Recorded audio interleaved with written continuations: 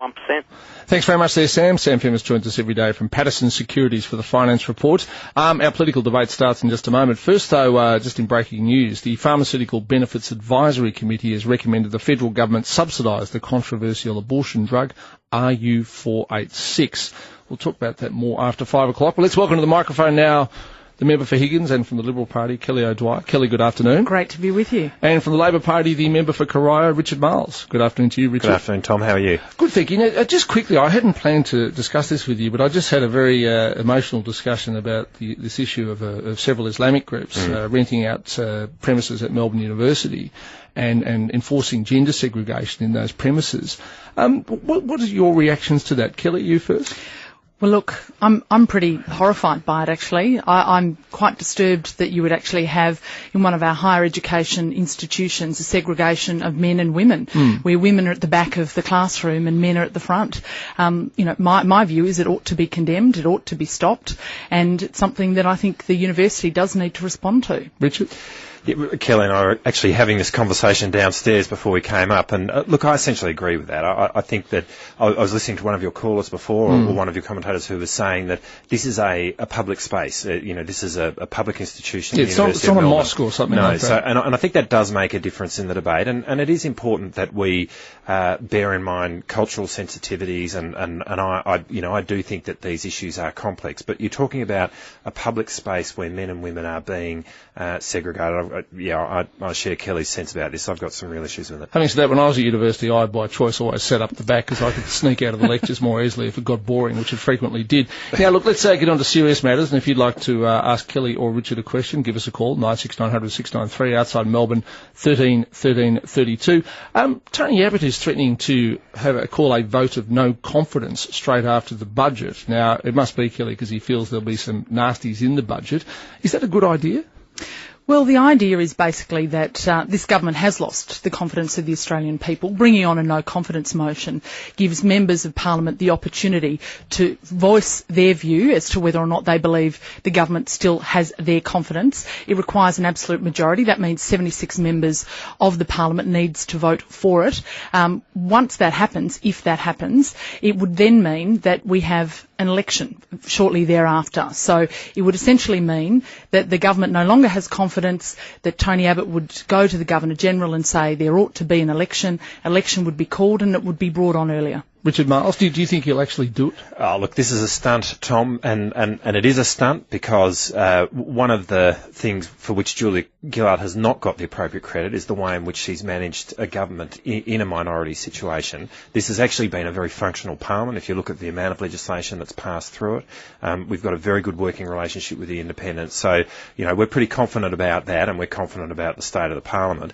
So this is absolutely a stunt. The issue is, why is he doing a stunt? And this is about taking attention away from the fact that they've rolled out an NBN policy which has been a flop. We're all waiting on their IR policy which isn't coming. He's crab walked away from his commitment to reduce company tax by 1.5%. Crab walked? Yeah, well, crawled off to the side, that's what that means. And sort of surreptitiously, I suppose it means that as well. But in a way which means that they're going to be a 1.5% Well, Richard, I think you perhaps have been looking tax through rose-coloured glasses in the Parliament. I don't know if you've been in the Parliament I've been part of, but frankly, it hasn't been working in the way that it ought to as a functional Parliament.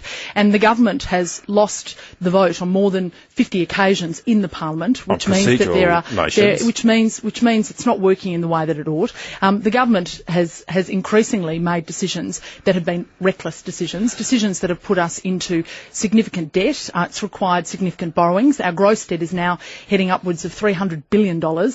This is, given that we previously did not have the sorts of debts and deficits that this current government is delivering to us, we think that the Australian people ought to decide on whether the government is doing a good job by the Australian people. All right, now, Richard, I'll just give you a few minutes to consider your response to that. And if you'd like to ask Richard or Kelly a question or make a comment, 96900 693 outside Melbourne, 13 13 32.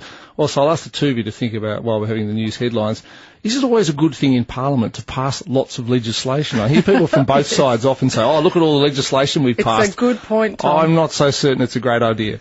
First, though, someone who's full of great ideas is Gail Watson, as she's here with the news headlines. Good afternoon, Gail. Thanks, Tom. Good afternoon again. Adrian Ernest Bailey has faced the Melbourne Magistrates Court today, pleading not guilty to 12 charges relating to alleged sex offences in the St Kilda area.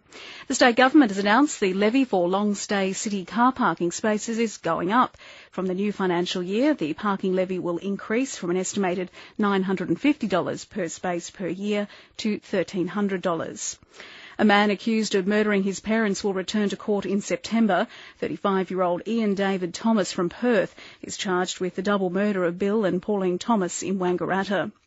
The charges against 3 people allegedly involved in the shooting of a 24-year-old woman in Avondale Heights last week has been upgraded following the woman's death. Cara Doyle died on Tuesday morning, almost a week after she was driven to a service station, suffering gunshot wounds. And in sport, Collingwood defender Alan Tooby will miss the rest of the AFL season. He'll undergo a knee reconstruction next week. Round 5 continues tonight with Richmond in Perth to take on Fremantle.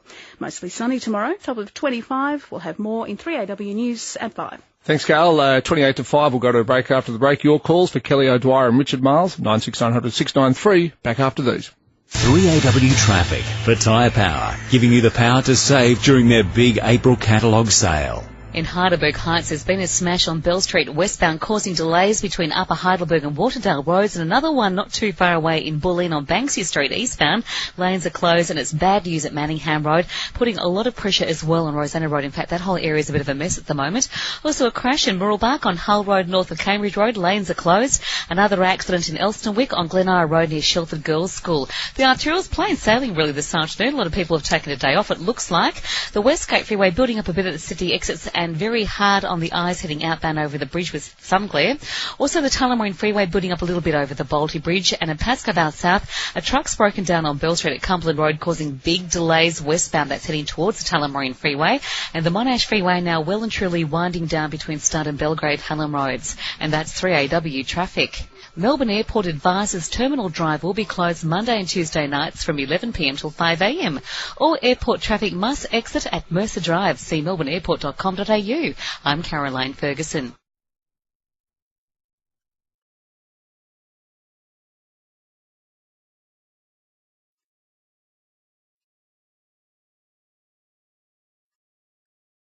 Kelly O'Dwyer, federal member for Higgins and the Liberal Party, versus Richard Miles, federal member for Corio and a member of the Labor Party. We've got a quick traffic alert first, though. A caller says that there is a broken down vehicle on the Westgate outbound of the left-hand lane causing delays. The Ring of Steel descends again on our arterial roads as it does so often on a Friday afternoon. Pam, good afternoon to you. Hi, Tom. How are you going? Good. Thank you. Look, people, Kelly and, I'm sorry, I forgot Richard. the other name, Richard. This is a bit involved. You might want to write it down. I'm an older person and I've been looking into private health cover. I haven't had any private health cover since my daughter finished university and I was a single parent. Now, I've got quotes. So, as a 79-year-old, if I was 79 years of age, I would have to pay for private cover, the cheapest I can find, $42.12 per fortnight. Now, I am 9 years younger, and I'm 78, and because of these 9 months younger, I have to pay $81.35 per fortnight. Now, that's nearly twice as much. Okay, Can you address this anomaly? I think it's gross discrimination. I only want to free up the public sector beds. All right, thank you, Pam. Now, Richard's a member of the government, therefore responsible for this gross discrimination. I didn't realise that healthcare halved at age 79.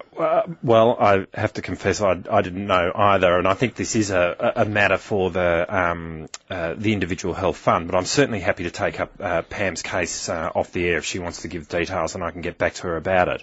But look, private health cover is an important component of the health system, and it is important that it does well, and it has never been doing better in terms of the number of people who are seeking it.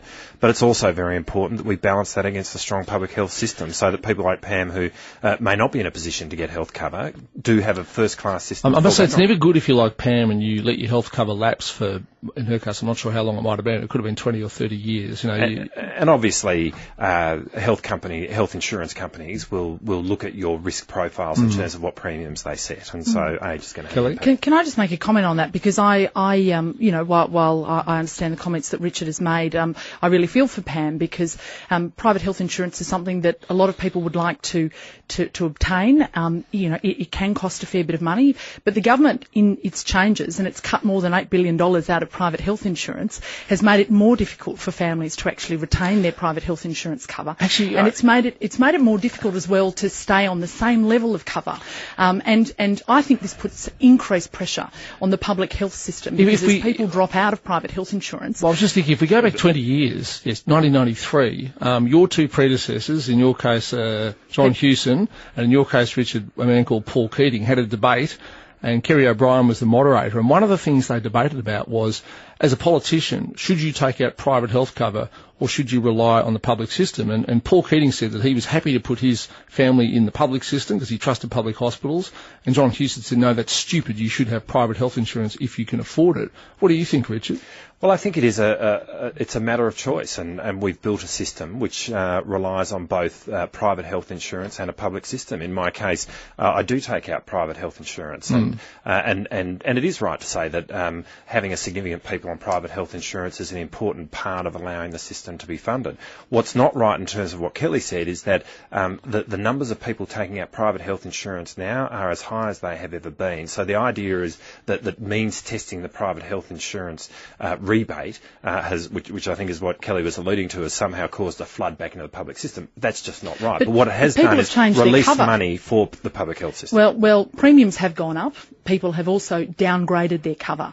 And in downgrading their cover, they have downgraded their choice and their flexibility and their choice as to doctor and the certain procedures that they might be able to access. I would agree with you, Richard, though, in the sense that I do believe it is a matter of choice whether you go into private health insurance or you want to rely on the government and the public health system. Like you, I'm also somebody who takes out private health insurance, but I do think making it more difficult for the average Australian to take out private health insurance, which is what this government has done, is not the right thing to do. Thank you very much for the call there, Pam. Kathy, you're next. Good afternoon. Good afternoon, everyone. I've just sort of got a comment that I'd be interested in hearing the opinion of your two people there. It seems to me like Julia thinks she's got this golden credit card and that she can just spend, and then Wayne Swan comes and treats us all like idiots, that everything's fine. And my concern is that when the government changes, because I think it will change in September, there's going to be this huge debt, and she's just spending like a mad woman with a golden credit card until September the 14th. Oh, Kathy, it's a very interesting analogy you put in my mind there, a mad woman with a gold credit card. Look, Kelly, I'll put this to you first. I mean, Kathy said that she thinks there'll be a change in government, so let's just say that happens on September 14, and suddenly you and your colleagues in the coalition are responsible for this spending binge, if indeed that's the correct thing to call it. Are you worried personally there's going to be too much debt, that you'll find some black hole, that you'll have some terrible news to tell the Australian people post-September 14? Well, I think Kathy makes an excellent point, and I think it's very obvious, in fact, from a lot of the modelling that already has been done, that there is a very big black hole. The Australian Financial Review talked about a $120 billion black hole. We know that the government is spending more than it is bringing in revenue. Now, that's not to say that there has been a massive hit to revenue. This government is receiving more in revenue than the previous coalition government did. It's receiving $70 billion more in revenue, but it's spending more than $100 billion more each and every year than the last coalition government did. We're going to have a huge challenge ahead of us. Richard? Well, we just need to take a step back and have a deep breath in relation to all of this. Net gross public debt is at 10%. 10%. Now, of GDP. Of GDP, sorry. So to put that in context, that is like somebody who earns $100,000 a year taking out a $10,000 loan.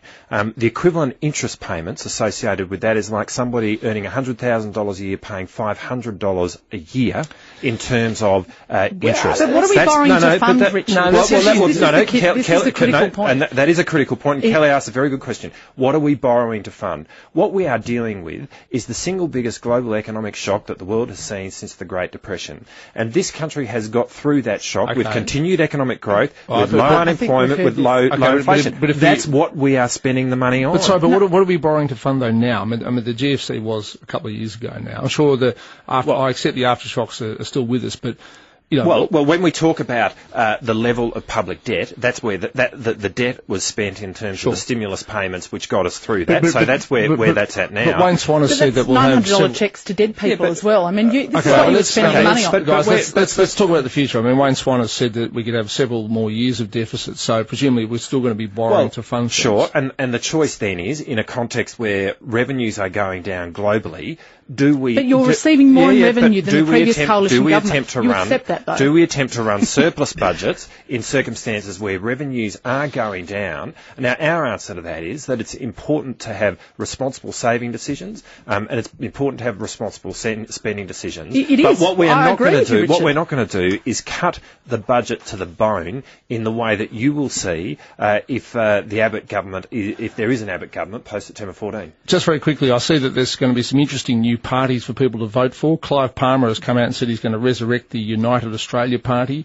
Of course, Bob Katter's got Bob Katter's Australia Party. Pauline Hanson's going to run, and here in Victoria, Julian Assange might run for a Senate seat. And here I was going to say it's a bit of a Queensland thing. I was going to say, are either of you worried about all the choices that the Australian public will have? No, look, I don't think choice is a bad thing, Tom, and I'm sure Richard would agree with me on that. In a democratic country, you want a lot of choice, and they're definitely very, very colourful figures who you've just mentioned. Colour's a good word. No beige in this upcoming election campaign. All right, we better leave it there. But Richard, thank you very much for coming in. Thanks, Tom. Kelly O'Dwyer, we'll see you in a fortnight. Great to be with you. It's now 4:45.